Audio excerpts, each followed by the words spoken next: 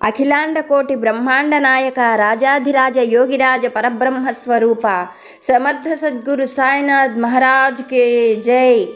Hello అండి, అందరికీ నమస్తే. అందరూ ఎలా ఉన్నారు? అందరూ ఆరోగ్యంగా, క్షేమంగా, సంతోషంగా ఉండాలని మనస్ఫూర్తిగా మనందరి తరపున అమ్మవారిని వేడుకుంటున్నాను.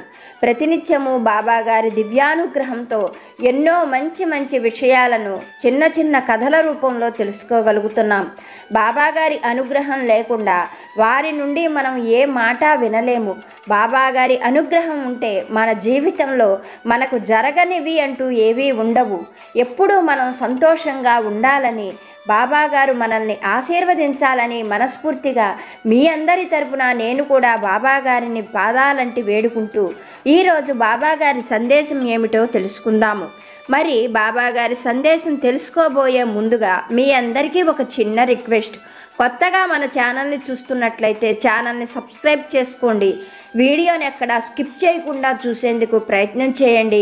వీడియో నచ్చితే మర్చిపోకుండా ఒక లైక్ చేసి సపోర్ట్ చేయండి. నన్ను సపోర్ట్ చేస్తున్న ప్రతి ఒక్క దైవ బంధువుకి పేరు పేరున నా హృదయపూర్వక ధన్యవాదాలు. మరి బాబాగారి సందేశం ఏమిటో తెలుసుకుందాము. తల్లి, ఈరోజు నీ కష్టం తొలగిపోయేటువంటి ఒక మంచి దారిని నీకు చెప్పబోతున్నాను. శ్రద్ధగా విను.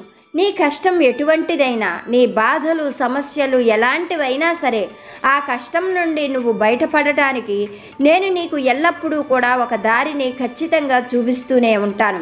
నీకు నాపైన చాలా నమ్మకం ఉన్నది, ఆ విషయం నాకు తెలుసు. అయితే నేను చెప్పేటువంటి మాటలు విని శ్రద్ధగా నువ్వు ఆచరించినట్లయితే నీకు ఉన్నటువంటి ఎలాంటి కష్టమైనా సరే తప్పకుండా తొలగిపోతుంది. నీకు నేను ఎన్నడూ కూడా అబద్ధం చెప్పను. నేను చెప్పేటువంటి ప్రతి మాట కూడా గురుతుల్యము, సత్యవాక్కు.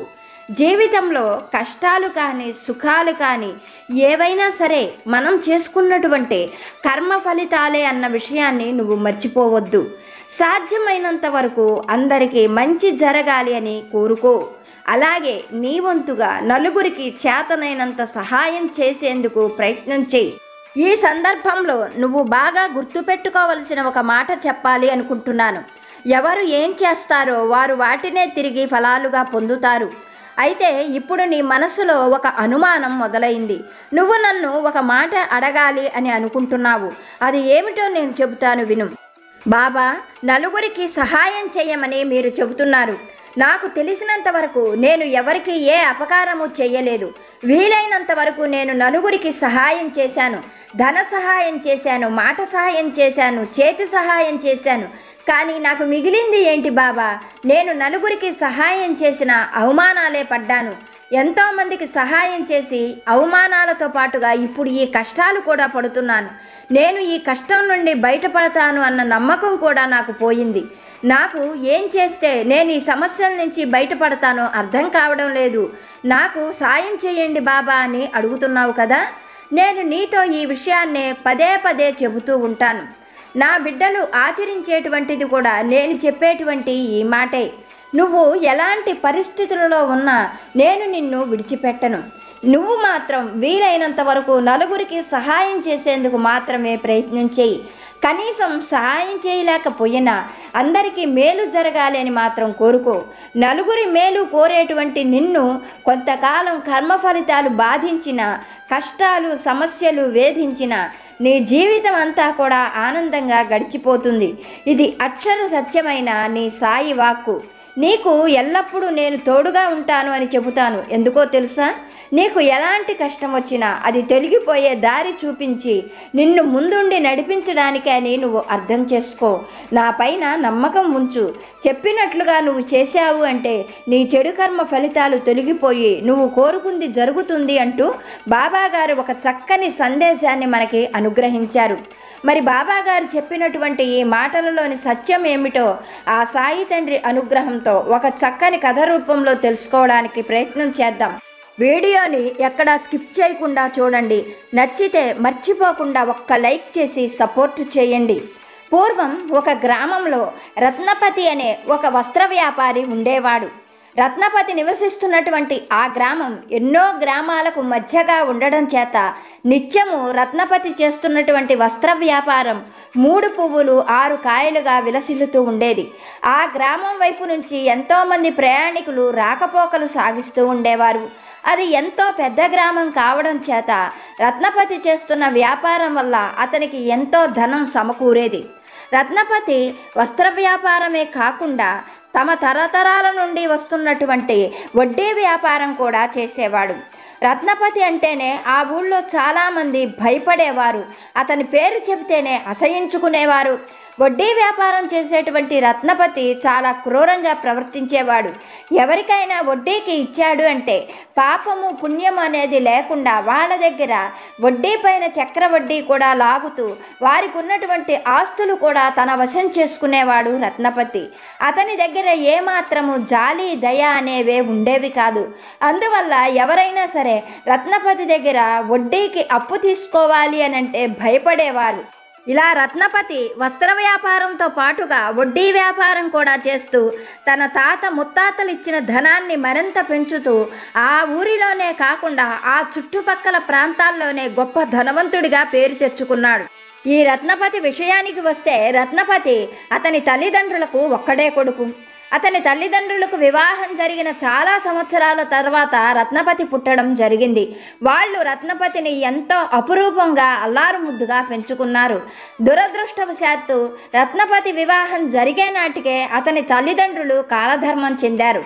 రత్నపతికి ఆ ఊళ్ళో ఎంతోమంది తమ పిల్లనివ్వడానికి ముందుకొచ్చారు, కానీ వాళ్ళు ఇచ్చేటువంటి కట్న కానుకలు సరిపోక అందువల్ల రత్నపతి వాళ్ళను వివాహం చేసుకోవడానికి అంగీకరించలేదు.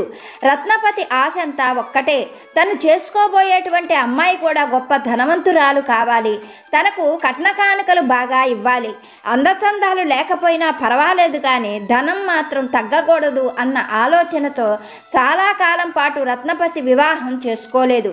తరువాత అతను అనుకున్న లక్షణాలు ఉన్న అమ్మాయి రావడంతో రత్నపతి ఎట్టకేలకు ఘనంగా వివాహం చేసుకున్నాడు. అలా రత్నపతికి వివాహం జరిగిన చాలా సంవత్సరాల వరకు అతనికి కూడా సంతానం కలగలేదు. ఇంకా తనకు సంతానం కలగదేమో అన్న దిగులుతో రత్నపతి ఉంటూ ఉన్న సమయంలో అనుకోకుండా భగవంతుడి అనుగ్రహంతో రత్నపతికి ఒక కొడుకు కలిగాడు. అదేమి దురదృష్టమో, రత్నపతికి కొడుకు కలిగిన 1 సంవత్సరంలోనే రత్నపతి భార్య కూడా చనిపోయింది. భార్య చనిపోయిన రత్నపతి మళ్ళీ వివాహం చేసుకోలేదు. తన కొడుకును వచ్చినటువంటి స్త్రీ సరిగ్గా చూసుకుంటుందో లేదో అన్న భయంతో ఆయన ఇంకా వివాహం చేసుకోకుండా ప్రాణాలన్నీ కొడుకు మీదే పెట్టుకొని కొడుకుని ఎంతో అపురూపంగా పెంచుతున్నాడు. రత్నపతి ఆ పిల్లవాడికి గిరిధరుడు అని పేరు పెట్టి అపురూపంగా ప్రాణం ఎత్తుగా అల్లారు ముద్దుగా పెంచుతున్నాడు. గిరిధరుడు కూడా తండ్రి చేసే ప్రతి పనిని జాగ్రత్తగా గమనించేవాడు. తండ్రికి చేదోడు వాదోడుగా ఉంటూ అతనికి డబ్బుల విషయంలో మంచి మంచి సలహాలు చెబుతూ ఉండేవాడు. తండ్రి చేస్తున్న వ్యాపారాన్ని అతడు కూడా జాగ్రత్తగా గమనిస్తూ మెళకువలు నేర్చుకుంటూ ఉన్నాడు. చాలా కొద్ది కాలంలోనే తండ్రిని మించిపోయిన కొడుకుగా మారాడు గిరిధరుడు. తండ్రిలాగానే గిరిధరుడు కూడా వడ్డీ వ్యాపారం చేస్తూ అవతల వారి నుండి దయాదాక్షిణ్యాలు లేకుండా నిర్దాక్షిణ్యంగా వడ్డీ వ్యాపారం చేయడం అనేది తండ్రి నుండి బాగానే వంటబట్టింది.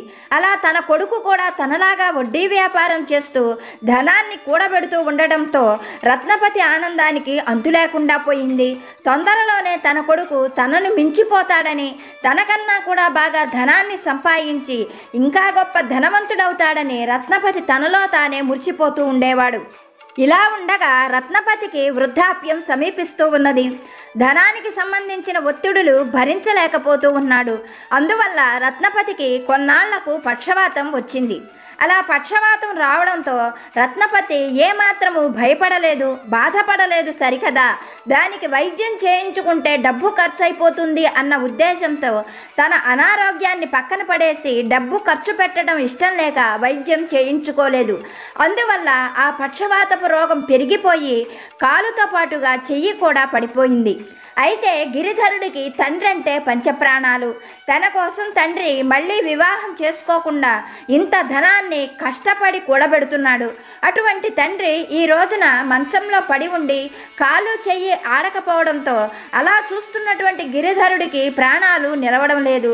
ఎలాగైనా సరే తండ్రికి వైద్యం చేయించి మళ్ళీ అతను కోలుకునేటట్లుగా చెయ్యాలి అని సంకల్పించుకున్నాడు గిరిధరుడు.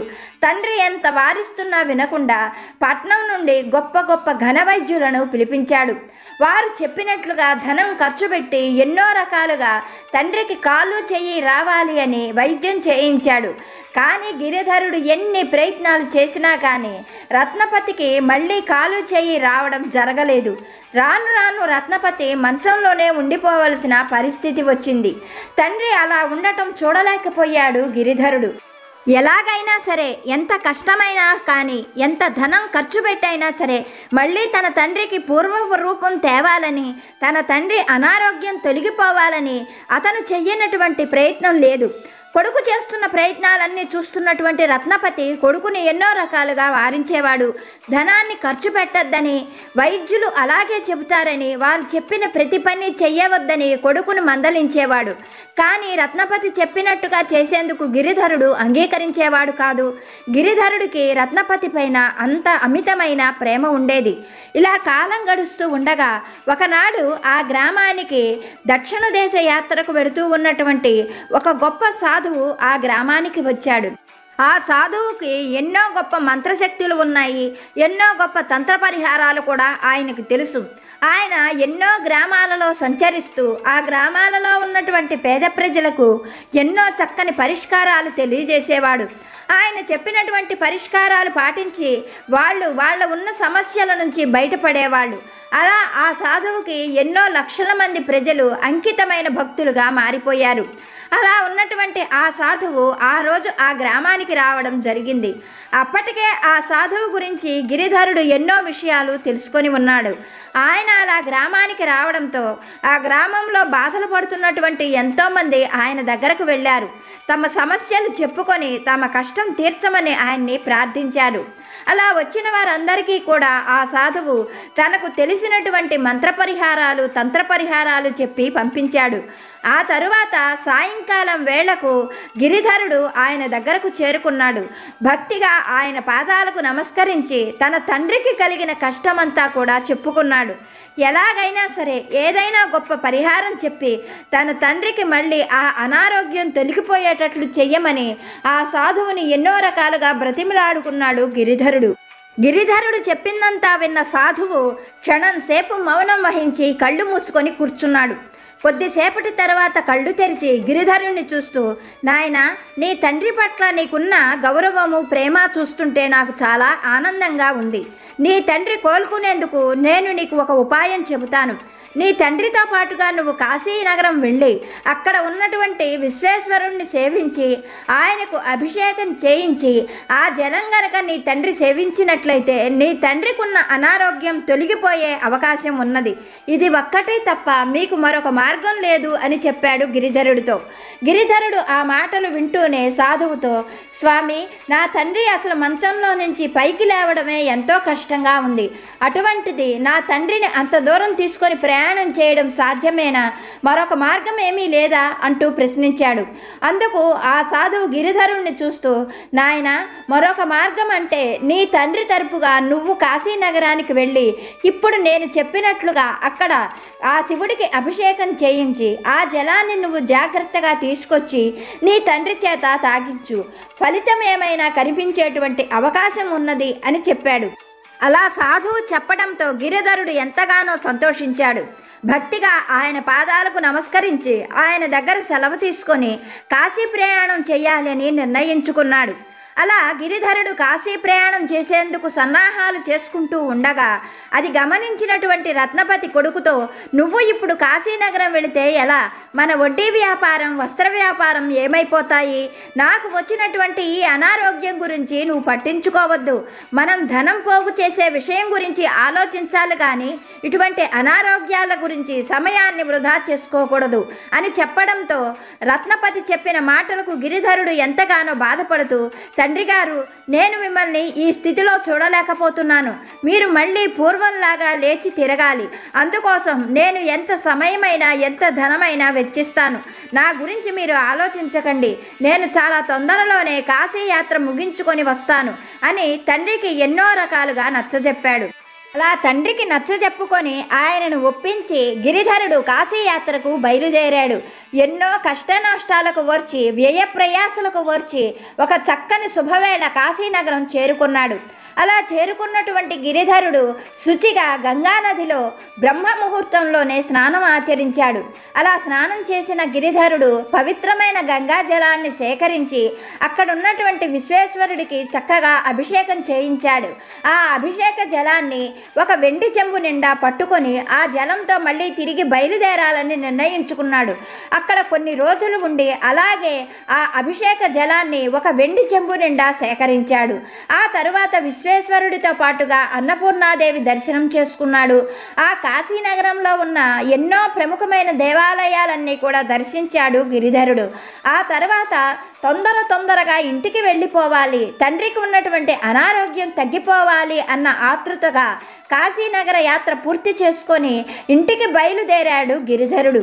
అలా తిరిగి వస్తూ ఉన్న గిరిధరుడు ఒకనాటి మధ్యాహ్నం వేళ ఒక అడవి దారి గుండా ప్రయాణం చేస్తూ ఉన్నాడు. ఆ అడవి దారిలో ఒక చింతతోపు దగ్గరకు వచ్చేసరికి గిరిధరుణ్ణి ఎవరో ఓ మానవోత్తమ ఒక్క క్షణం ఆగు అన్నట్లుగా పిలిచినట్టు వినిపించింది. ఆ పిలుపు వినిపించిన వైపు తిరిగి చూశాడు గిరిధరుడు. అక్కడ ఒక తెల్లని ఆకారం చింత చెట్టు కింద నిలబడి గిరిధరుణ్ణి పిలుస్తున్నట్లుగా గమనించాడు.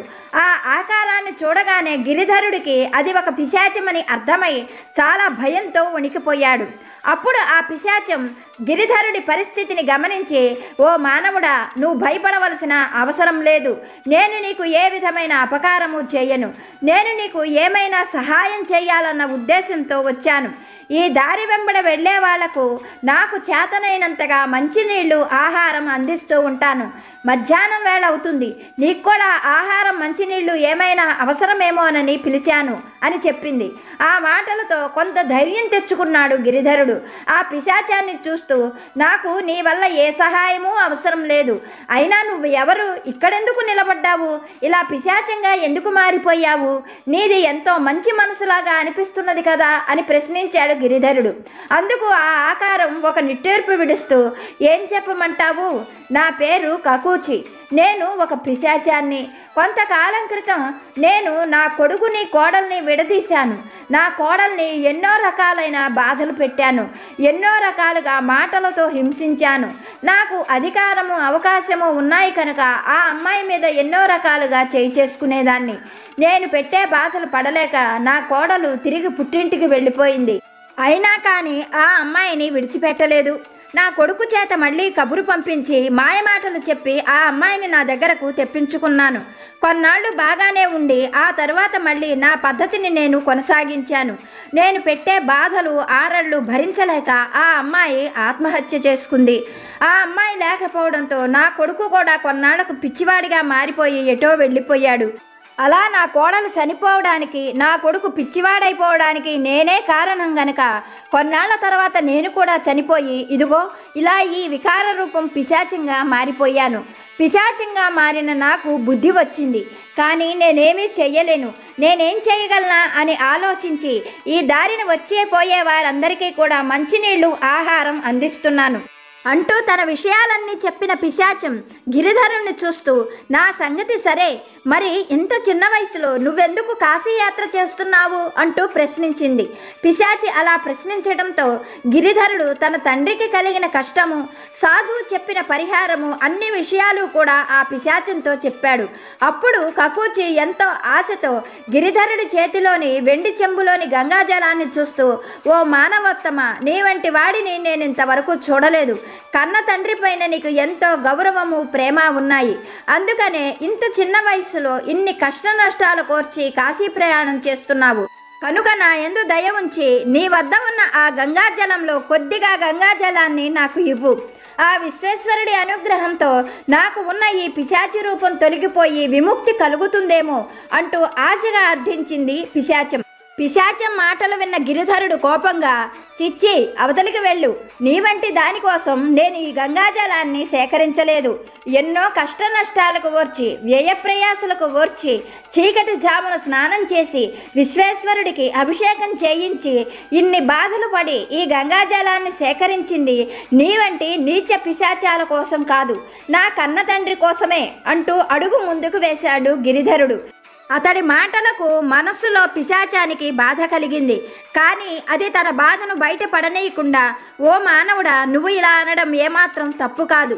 ఇదంతా నా పూర్వకర్మ ఫలితమే. అయినా నువ్వు కన్న తండ్రి కోసం ఎన్నో కష్ట నష్టాలకు ఓర్చి ఈ అభిషేక జలాన్ని తిరిగి తీసుకొని వెడుతున్నావు. ఇలా కాశీయాత్ర ప్రయాణం చేసిన నీ వంటి మంచి మనిషి మట్టి తగిలినా నాకు మేలే జరుగుతుంది అంటూ అప్పటి వరకు గిరిధరుడు అక్కడ నిలబడినటువంటి ఆ స్థలంలోని మట్టిని ఒక గుప్పెడు చేతిలోకి తీసుకుంది. ఆ తరువాత ఆ పిశాచం కాశీనగరం వైపు తిరిగి, ఓ విశ్వేశ్వరుడా, ఓ అన్నపూర్ణాదేవి, నన్ను అనుగ్రహించండి, ఈ పిశాచ బాధలు పడలేకపోతున్నాను. ఈ యువకుడు ఎన్నో కష్ట నష్టాలకు వ్యయప్రయాసలకు ఓర్చి కాశీ ప్రయాణం చేశాడన్నది నిజం. ఇతనికి ఎంతో శక్తి ఉంటుందన్నది కూడా నిజం. ఆ నిజంతోటే నేను మిమ్మల్ని అర్థిస్తున్నాను. ఈ మట్టికి శక్తిని కల్పించి నాకు ఈ పిశాచ జన్మ నుండి విముక్తిని కల్పించండి అంటూ ఎంతో భక్తి శ్రద్ధలతో ఆ పరమేశ్వరుని ధ్యానిస్తూ ఆ మట్టిని తలపైన జల్లుకున్నది పిశాచం. క్షణంలోనే ఏదో మాయ కమ్మినట్లుగా దాని పిశాచి రూపం పోయి ఒక అందమైన అమ్మాయిగా మారిపోయింది. అలా మారిపోయినటువంటి ఆ దేవకన్య రూపం ఆకాశంలోకి ఎగిరిపోయింది. ఇదంతా చూస్తున్నటువంటి గిరిధరుడికి క్షణకాలం పాటు ఆశ్చర్యము, ఆనందము కలిగాయి. అప్పుడు గిరిధరుడు తనలో తనే ఇలా అనుకున్నాడు, పిశాచం చెప్పింది నిజమే. ఎన్నో కష్ట నష్టాలకు ఓర్చి, వ్యయ ప్రయాసలకు ఓర్చి కాశీయాత్ర చక్కగా ముగించుకొని రావడం వల్ల తనకు మహత్వం అబ్బింది. అందువల్లే తను నుంచున్న మట్టికి కూడా అంత శక్తి కలిగి పిశాచ రూపం దానికి తొలగిపోయింది అని తనలో తానే ఆనందించాడు. ఒకంత అహంకారం కూడా గిరిధరుడికి కలిగింది. ఆ తరువాత గిరిధరుడు తొందరగా మళ్ళీ ప్రయాణం మొదలుపెట్టాడు. అలా వేగంగా నడుస్తూ గిరిధరుడు సాయంకాలం వేళకు ఒక గ్రామ పొలిమేరకు చేరుకున్నాడు. అలా నడుస్తున్నటువంటి గిరిధరుడికి ఎదురుగా ఒక నడివయసు వ్యక్తి వచ్చాడు. అతడు గిరిధరుడికి భక్తిగా నమస్కరిస్తూ, అయ్యా, ఎవరు మీరు? ఎక్కడికి ప్రయాణం చేస్తున్నారు? సాయంకాలం వేళ అవుతూ ఉన్నది. చీకటి పడుతూ ఉన్న వేళ ప్రయాణం చేయడం అంత మంచిది కాదు. నా మాట వినండి, నేను మీకు ఏమైనా సహాయం చేయగలనేమో చెప్పండి అంటూ అర్థిస్తున్నట్లుగా గిరిధరుణ్ణి అడిగాడు. అతడి మాటలకు గిరిధరుడు క్షణం సేపు ఆగి ఆ వ్యక్తిని తేరిపారా చూశాడు. అతను ఒక నడివయసు వ్యక్తి. అతని దగ్గర ఒక తోపుడు బండి ఉంది. ఆ తోపుడు బండిలో సుమారు 10 సంవత్సరాలు ఉన్న ఒక చిన్న పిల్లవాడు ఉన్నాడు. ఆ పిల్లవాడి ఒంటి నిండా పుండ్లు, ఆ పుండ్ల నిండా చీము, రక్తము కారుతూ ఉన్నది. వాటిపైన ఈగలు వాలుతూ ఉండడంతో ఆ పిల్లవాడు ఆ బాధ భరించలేకపోతున్నాడు. క్షణము అతడు నడివయసు ఉన్న వ్యక్తిని చూస్తూ నొప్పి నొప్పి అని ఏడుస్తూ ఉన్నాడు. ఆ పిల్లవాడిని ఓదారుస్తూ ఉన్నాడు ఈ నడివయసు వ్యక్తి. వాళ్ళిద్దరినీ అలా చూసినటువంటి గిరిధరుడు అతడితో, ఎవరు నువ్వు? నీకు ఈ పిల్లవాడికి ఏమిటి సంబంధం? ముక్కు మొహం తెలియని నాకు ఎందుకు సహాయం చేయాలనుకుంటున్నావు అంటూ ప్రశ్నించాడు. అందుకు ఆ నడివయసు వ్యక్తి కన్నీరు తుడుచుకుంటూ, అయ్యా, నా పేరు మారయ్య. నేను పేరు మోసిన గజ దొంగను. చాలా సంవత్సరాల వరకు కూడా నేను దొంగతనాలు చేస్తూ బ్రతికేవాడిని. కొంతకాలం క్రితం నాకు వివాహం జరిగింది. వివాహం జరిగిన చాలా సంవత్సరాల వరకు నాకు పిల్లలు కలగలేదు. ఇంకా నాకు సంతానం కలగదేమో అని దిగులు పడుతూ ఉండేవాడిని. అలా ఉన్న సమయంలో నా భార్య గర్భవతి అయి ఎదుగో పండంటి మగపిల్లవాడిని కన్నది. ఆ ఆనందం ఎంతోసేపు నాకు నిలవలేదు. కొన్నాళ్ళకే నా భార్య చనిపోయింది. పిల్లవాడిని చూసుకొని ఆనందంగా బ్రతుకుదాము అనుకుంటున్నంతలో ఈ పిల్లవాడికి సంవత్సరం కూడా నిండకుండానే ఇదిగో ఈ పిల్లవాడు ఇలా కుష్ఠవ్యాధి బారిన పడి బాధపడుతూ ఉన్నాడు. నేను చేసినటువంటి దొంగతనాలు, వాటి వల్ల కలిగిన పాపం వల్లే నా బిడ్డ ఇలా అయిపోయాడు. నేను పుణ్యకార్యాలు చేస్తే నా బిడ్డకు ఈ రోగం పోతుందేమో అని ఈ దారిన వచ్చే పోయే వారందరికీ కూడా నాకు చేతనైనంతగా ఆహారం అందించటం, నీళ్లు అందించటం, వాళ్లకు సేద తీరే వసతులు కల్పించడం చేస్తూ ఉన్నాను. అలాగే మీకు కూడా ఏదైనా సహాయం చేయాలన్న ఉద్దేశంతోనే ఇలా అడిగాను అంటూ తన విషయాలన్నీ చెప్పాడు మారయ్య. అటు తరువాత గిరిధరుని చూస్తూ, అయ్యా మీరెంతో చిన్న వయసులో ఉన్నారు, మరి మీరెందుకు దేశాటన చేస్తున్నారు అని ప్రశ్నించాడు మారయ్య. అతడి మాటలకు గిరిధరుడు తన తండ్రికి పక్షవాతం రావటం, కాశీయాత్రకు వెళ్ళడం, అక్కడ అభిషేకం చేయించి ఆ జలాన్ని తీసుకురావడం, దారిలో కకూచి అనే పిశాచానికి శాప విమోచనం జరగడం, అన్ని విషయాలు కూడా మారయ్యకు చెప్పాడు. అతడి మాటలు వింటున్నటువంటి మారయ్య కన్నీళ్లు పెట్టుకుంటూ గిరిధరుని చూస్తూ, అయ్యా వీడు నా కొడుకు, ఇందాక చెప్పాను కదా, చాలా చిన్నపిల్లవాడు, కుష్ఠవ్యాధితో బాధపడుతున్నాడు. తమరు ఎంతో పుణ్యాత్ములు కనుకనే పిశాచానికి కూడా శాప విమోచనమయ్యింది. నా యందు దయ ఉంచి నా బిడ్డకు కూడా కొద్దిగా గంగాజలాన్ని ఇవ్వండి. ఆ విశ్వేశ్వరుడి దయ వల్ల నా తప్పులన్నీ క్షమించబడి నా బిడ్డకు ఈ కుష్ఠవ్యాధి పోతుందేమో ప్రయత్నం చేస్తాను, నాకు కొద్దిగా గంగాజలాన్ని ఇవ్వండి అంటూ కన్నీరు పెట్టుకొని దీనంగా అర్థించాడు. కానీ గిరిధరుడికి వారిని అలా చూసినా కానీ ఏమాత్రము అతనికి జాలి కలగలేదు. పైగా వాళ్ళని అసహ్యించుకుంటూ దూరంగా జరిగి, చిచ్చి అవతలకు వెళ్ళండి, నేను కష్టపడి గంగాజలం సంపాదించింది నీ వంటి గజ దొంగల కోసం, ఇలాంటి కుష్ఠవ్యాధిగ్రస్తుల కోసం కాదు, నా కన్న తండ్రి కోసం నేను కష్ట నష్టాలకు వచ్చి ఈ గంగాజలాన్ని సంపాదించాను అంటూ వాదులాడుకుంటూ పక్కకి జరిగాడు గిరిధరుడు. అలా వాదులాటలో గిరిధరుడి చేతిలోని గంగాజలం కొద్దిగా నేలపై పడింది. అది చూసినటువంటి మారయ్య ఎంతో సంతోషంగా గిరిధరుని చూస్తూ, అయ్యా మీలాంటి పుణ్యాత్ముల్ని చూసినప్పుడే నా పాపాలన్నీ కూడా తొలగిపోయాయి అని నేను నమ్ముతున్నాను. అటువంటి మీ చేతిలోని గంగాజలం కింద పడడం వల్ల అక్కడ ఉన్న మట్టి కూడా ఎంతో పవిత్రమైంది. ఆ విశ్వేశ్వరుడి అనుగ్రహం నాపైన నా బిడ్డపైన ఎలా ఉన్నాయో నాకు తెలియదు. నేను భక్తిగా ఆ గంగాజలాన్ని తీసుకొచ్చినటువంటి మిమ్మల్ని, ఆ గంగాజలం పడ్డ ఈ మట్టిని కూడా ఎంతో భక్తిభావంతో నమ్ముతున్నాను అంటూ ఆ కింద పడ్డ మట్టిని తీసి తన కొడుకు ఒంటి నిండా కూడా పూశాడు. క్షణంలోనే మంత్రం వేసినట్లుగా ఆ పసివాడి శరీరం పసుపు వర్ణంలో బంగారంగా మెరుస్తూ, ఆ పిల్లవాడి ఒంటిపైన పుండ్లు కాదు కదా, వాటి ఆనవాలు కూడా కనిపించలేదు. ఆ పసివాడు ఎంతో సంతోషంగా మారయ్యను కౌగలించుకొని ముద్దులతో ముంచెత్తాడు. ఇదంతా చూస్తున్నటువంటి గిరిధరుడికి ఆనందము, ఆశ్చర్యము, సంతోషము కలిగాయి. గిరిధరుడు అక్కడ నుండి బయలుదేరాడు. మారయ్య వెళ్ళిపోతున్న గిరిధరుడికి భక్తిగా నమస్కరించి విశ్వేశ్వరుణ్ణి మనస్సులో తలుచుకుంటూ తన బిడ్డని తీసుకొని వెళ్ళిపోయాడు.